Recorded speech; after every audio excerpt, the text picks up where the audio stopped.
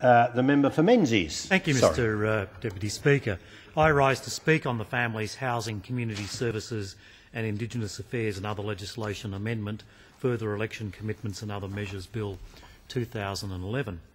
This bill seeks to amend various acts to achieve a range of amendments to existing legislation, essentially to first, with respect to a new tax system, Family Assistance Act 1999, to provide for modified arrangements for advance payments of family tax benefit and the payment of FTB Part A supplement for a child turning 4, conditional on that child receiving a health check prior to starting school.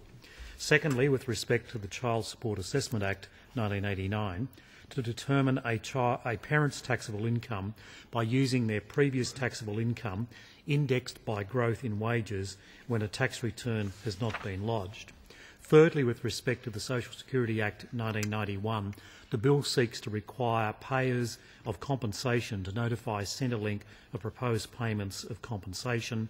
And fourthly, various technical amendments to a new Tax System Family Assistance Act 1999, a new Tax System Family Assistance Administration Act 1999 and the Child Support Assessment Act 1989.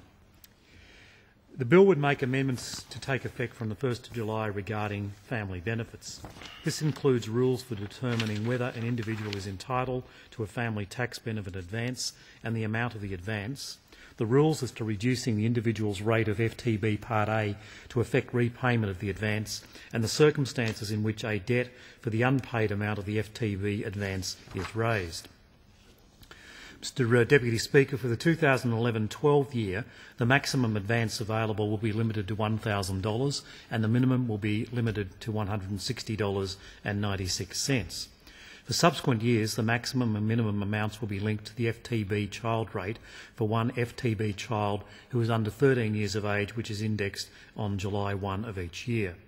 If the individual is repaying a previous amount, then their maximum amount will be reduced by the original amount of the previous advance.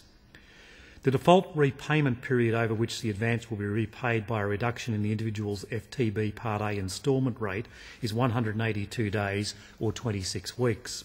This period may span 2 financial years. However, the repayment period may be varied depending on the individual's circumstances.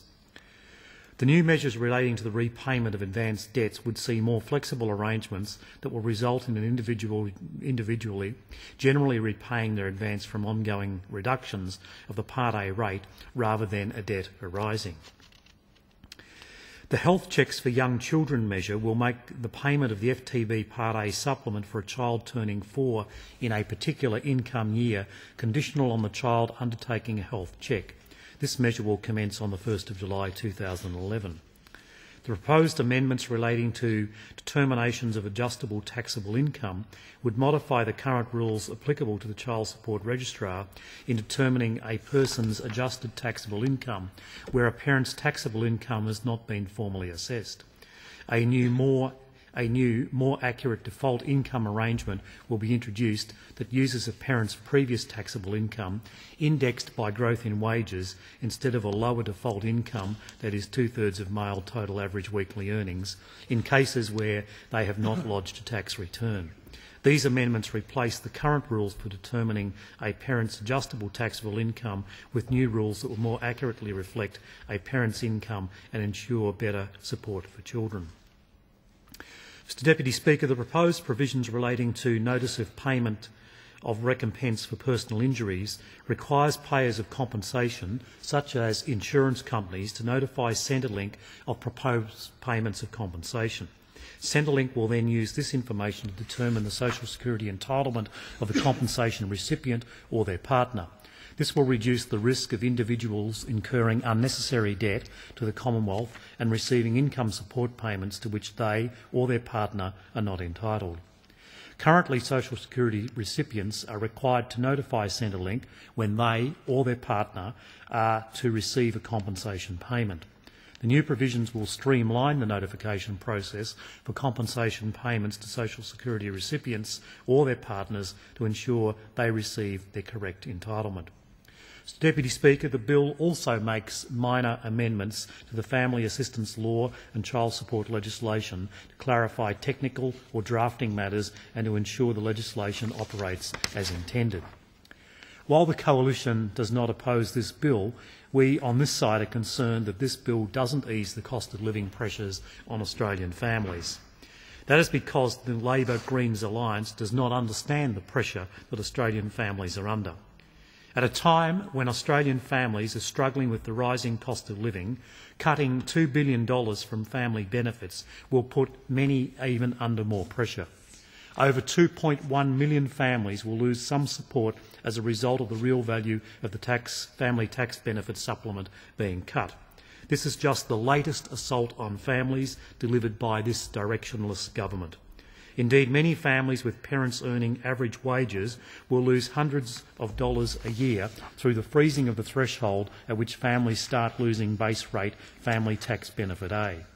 The family with a combined income of $110,000, for instance, with each parent earning $55,000 or one parent earning $65,000 and one earning $40,000, will lose $853.50 a year in 2012-13 if they have two children under 13 and $906.75 if they have three young children. Losing this support will hurt families who have already seen many of their bills increase dramatically in recent years. Since December 2007, electricity prices have increased by an average of 51% across Australia. The overall cost of food has increased by 13%, and education costs such as school fees have increased by an average of 24% across Australia.